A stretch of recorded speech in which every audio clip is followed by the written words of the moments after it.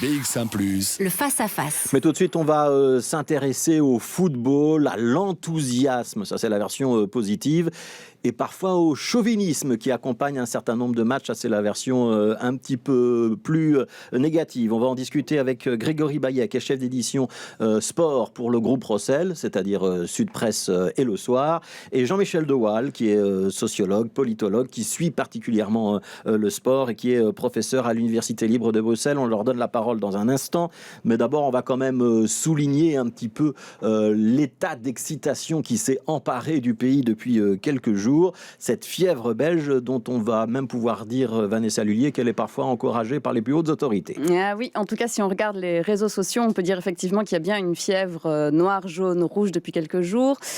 Et on ne peut plus dire que le Belge, il n'est pas fier de ses couleurs puisqu'il les affiche un petit peu partout. Et ce n'est pas parce qu'on bat le record du monde d'un pays sans gouvernement, mais bien à cause du foot. Alors on avait l'habitude de voir fleurir les albums Panini à la gloire des joueurs de foot, ou encore les marques de chocolat, de chips et les magasins d'électroménager qui surfaient donc sur la vague du foot. Mais par contre, on avait un petit peu moins l'habitude de cette diable rouge mania, on va dire, pour les sphères politiques. Et cette année, c'est un petit peu comme s'il fallait faire la photo ou la vidéo la plus patriotique possible pour faire parler de soi. Alors, on ne sait pas si Alexander De Croo a fait installer des chaussettes de rétroviseur noir, jaune, rouge sur sa voiture. Mais en tout cas, il a pris une belle photo sur la terrasse du 16 rue de la Loi après un conseil des ministres où tous les membres portent le maillot de l'équipe belge. Alors toutefois, il a quand même été surpassé par le gouvernement wallon qui n'a pas hésité à faire un clip vidéo sur TikTok où pendant le gouvernement, les ministres portent soit un chapeau, soit des lunettes, des t-shirts, des écharpes aux couleurs nationales, le tout sur la musique du grand Jojo, et cela a bien fait rire, notamment en France, en attendant que maintenant la vidéo d'Emmanuel Macron sur une chanson de Francis Lalanne. Voilà, donc de tous les peuples de la Gaule, quel est le plus chauvin? Je vais peut-être commencer avec vous, Grégory Baillet. Est-ce que ça vous surprend, cet enthousiasme? Est-ce que c'est parce qu'on a le nez dessus qu'on le découvre en pleine figure, ou est-ce que c'était déjà la même chose pour le dernier mondial, pour l'Euro précédent, pour le mondial encore d'avant? Ouais, je pense que ça a commencé, cet enthousiasme, à partir de la Coupe du Monde 2014, parce que ça faisait énormément de temps. On n'avait plus joué un grand tournoi depuis 2002, donc on attendait cela avec impatience. Et donc ça a continué à monter en puissance, sachant qu'on est la numéro 1 mondiale, la nation numéro 1 mondiale. Donc il y a une certaine fierté puisque ça dure depuis plusieurs années maintenant.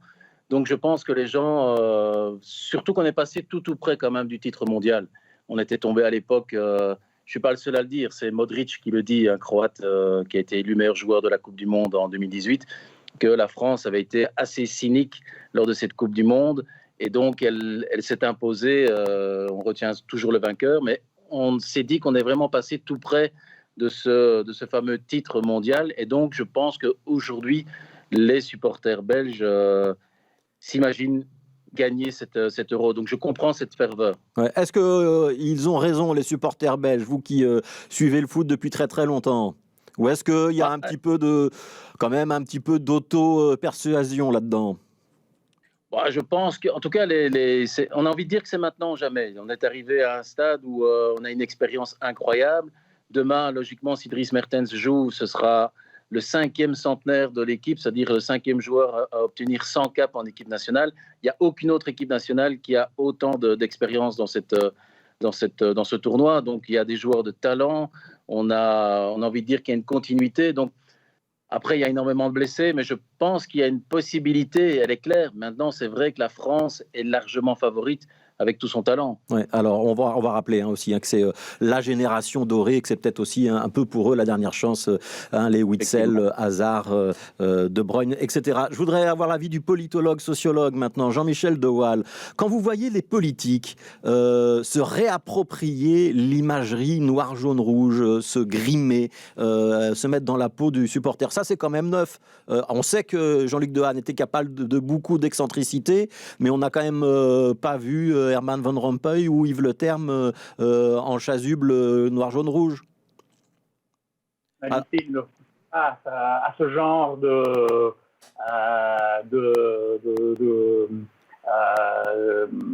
d'investissement, mais je pense que cette fois-ci, surtout les hommes politiques s'adaptent très bien aux réseaux sociaux, utilisent TikTok. Il faut quand même se rappeler que quand on est parti au Brésil, un certain nombre d'hommes politiques francophones avaient accompagné l'avion, avaient dit au revoir à l'avion, ce qui était quand même une image politiquement marquante, et qu'en partant au Brésil, les Diables Rouges, en tout cas du côté francophone, étaient un peu investis comme les sauveurs de la Belgique après la crise politique. Donc je pense que ça fait un certain temps que les hommes politiques essayent d'être présents dans cette période-là, plus sur les réseaux sociaux qu'auparavant.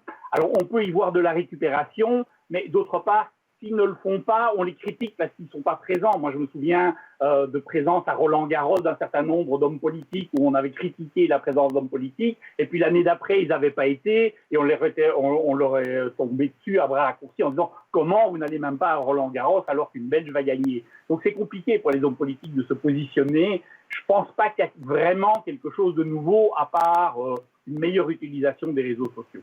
Ouais. Est-ce que malgré tout, vous n'avez pas le sentiment qu'il y a une fibre, allez, je ne vais pas dire nationaliste parce que c'est trop fort, mais un espèce de sentiment national, patriotique, voire du chauvinisme, qui est en train de s'installer en Belgique, et ce n'était pas le cas il y a 10 ou 20 ans?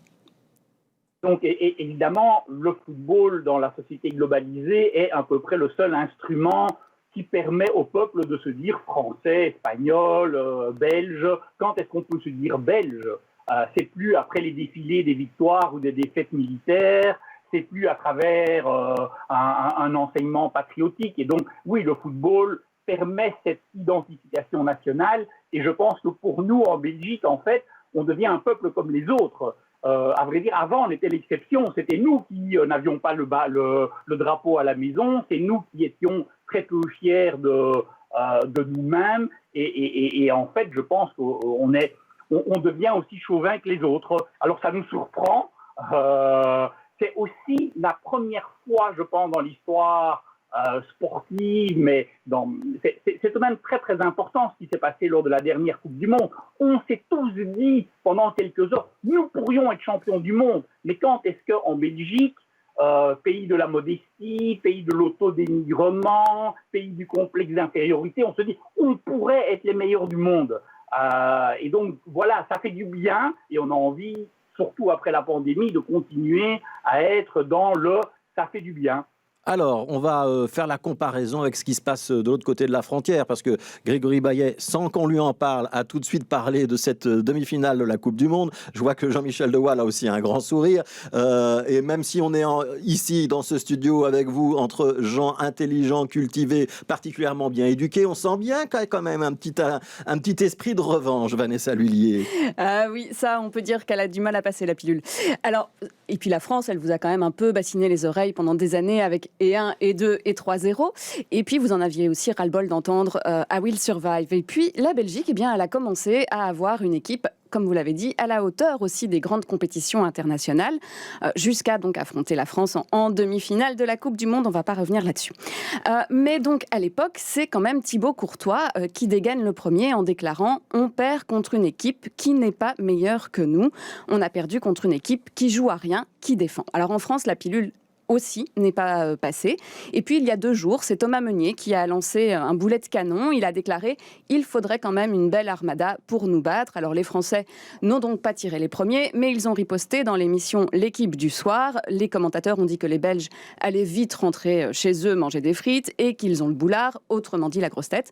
Alors finalement, peut-être que les Belges, en fait, sont en train de battre les Français sur la question du chauvinisme. Et ça, les Français, eh ben, ils ne peuvent pas l'accepter. Voilà, c'est une version... C'est le sentiment de Vanessa Lhuillier. Grégory Baillet, est-ce que malgré tout, on voit qu'il y a beaucoup de choses qui se passent par médias interposés. Est-ce que vous qui êtes chef d'édition et donc qui vous occupez de la couverture sportive Sud Presse le soir, donc 2 journaux très importants, il y a des moments où vous vous dites, oula, là, on doit faire attention parce qu'on n'est plus dans l'information sportive, on est dans quelque chose d'autre qui ressemble à l'affirmation de la fierté nationale, et c'est peut-être pas notre rôle de journaliste. Est-ce que vous vous posez ce genre de questions ?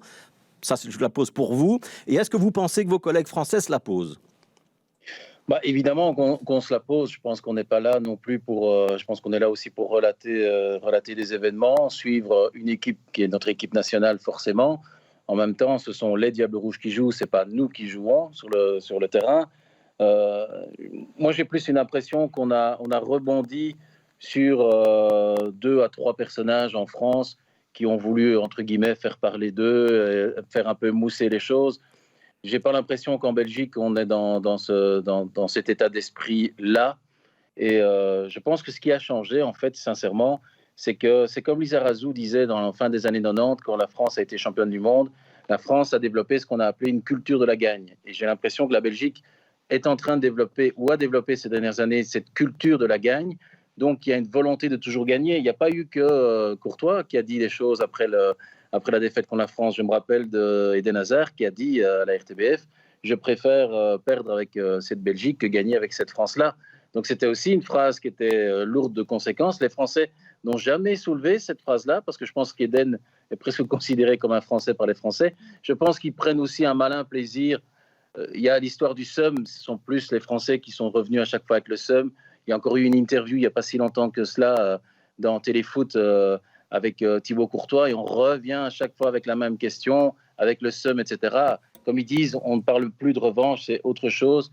On va passer à autre chose. Et ici, je pense qu'il y a une sorte de bashing aussi autour de Thomas Meunier. Je pense que si ce n'est pas Thomas Meunier qui en parle, je ne suis pas certain. Il faut rappeler que Thomas a joué de quelques années quand même au PSG et que ça ne s'est pas super bien terminé et qu'il a un franc-parler qui a parfois déplu de l'autre côté de la frontière. Donc je pense que si ça avait été quelqu'un d'autre qui avait dit exactement la même chose, je ne suis pas certain que les Français se seraient excités de cette manière. Ouais. Moi, j'ai le sentiment que là, vous temporisez, affadissez un petit peu le discours. Moi, quand je regarde ce qui s'écrit sur les réseaux sociaux ces derniers jours, j'ai quand même un petit peu peur. Alors, je sais qu'il y a beaucoup de nationalisme en France. J'en vois quand même qui s'expriment de manière très forte en Belgique, y compris des supporters qui emploient, allez, on va le dire, des expressions qui sont ouvertement racistes ou ouvertement anti-françaises. On dépasse quand même un peu le cadre du sport, non ? C'est pas le sentiment que vous avez ? Ouais, par moment. Après, c'est clair que je pense que ça aurait pris d'autres proportions si d'autres nationalités avaient été touchées. Quand on dit à un Belge qui va rentrer chez lui manger des frites, je pense que là, on est vraiment dans le... Pour moi, c'est une forme de racisme, hein, quand même. C'est une forme de dénigrement d'une nationalité. Donc, moi, je dis simplement, j'ai envie de dire, j'ai écrit un édito là-dessus. Moi, j'ai envie de dire que qui aime bien châtie bien. C'est pour ça que je préfère calmer, entre guillemets, les esprits. Et je me dis, chers amis français, parce que ce sont des amis, retrouvons-nous le 11 juillet à Wembley et on boira soit une bonne bière ou un bon verre de vin. Donc, Jean-Michel, je pense qu'il faut calmer, il ne faut pas... notre objectif, c'est pas d'attiser les haines entre. Je sais qu'elles sont ancestrales. Hein, les Belges n'ont jamais aimé les Français, mais ce n'est pas lié au football non plus uniquement. Je pense que c'est l'histoire qui fait en partie cela. Mais j'ai l'impression que pour le moment, on a plutôt tendance à attiser cette haine que les joueurs finalement n'ont pas, et on vient à détester en fait finalement des joueurs de foot, les Français par exemple, alors qu'ils n'ont rien à voir là-dedans. Moi, je trouve sincèrement entre nous pire le titre de l'équipe ce matin. Quand on dit comme en 18, ça, je trouve que par contre, là, c'est limite, plus que limite. Voilà, et comme en 18, ça peut évidemment faire référence à une compétition sportive remportée par le Français ou à la guerre de 14-18, ce qui est évidemment beaucoup plus malheureux et évidemment condamnable. Jean-Michel Lewal, il y a vraiment... une rivalité ancestrale historique, un soubassement géopolitique à cette émulation sportive ? Moi, je suis vraiment très, très surpris parce que d'abord, on dit belge. Je ne pense pas qu'en Flandre, battre la France soit l'objectif numéro 1. La rivalité historique... C'est plus wallon alors en football, c'est les Pays-Bas. La France n'est pas un pays de football, historiquement. La France émerge dans le football dans les années 80 et en 90, et puis gagne la Coupe du Monde. Et pendant très très longtemps, c'est battre les Pays-Bas aussi pour des raisons historiques qui a été important.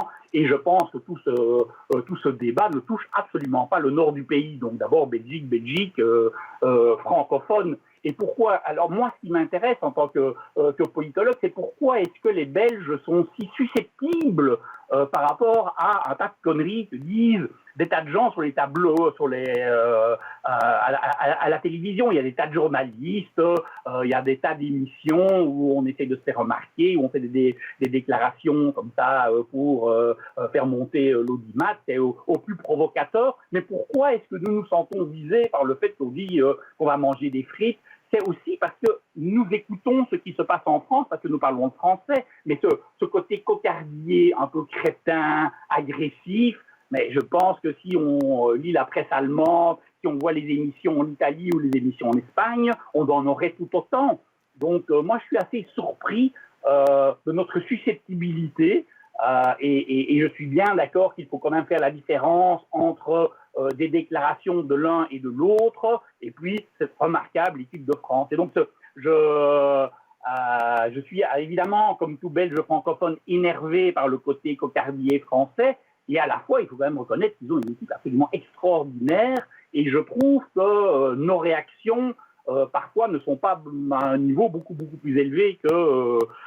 j'aurais préféré qu'on réagisse avec notre humour traditionnel, avec notre bon sens. Je trouve que nous manquons terriblement d'humour, et je m'interroge vraiment en tant que politologue sur cette susceptibilité. Maintenant, la une de l'équipe ce matin, c'est quand même très très gros, parce que alors, soit c'est de la maladresse, parce qu'ils ont tellement fêté qu'ils ont bu et qu'ils ne se sont pas rendus compte. Enfin, là, il y a quand même...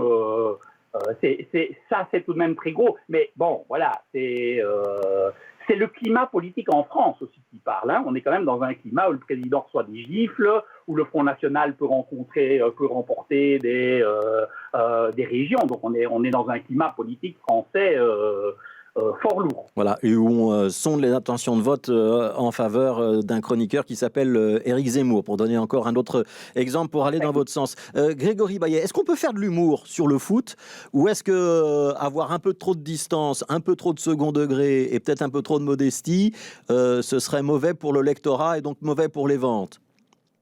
La personne idéale pour ça, vous prenez Eden Hazard.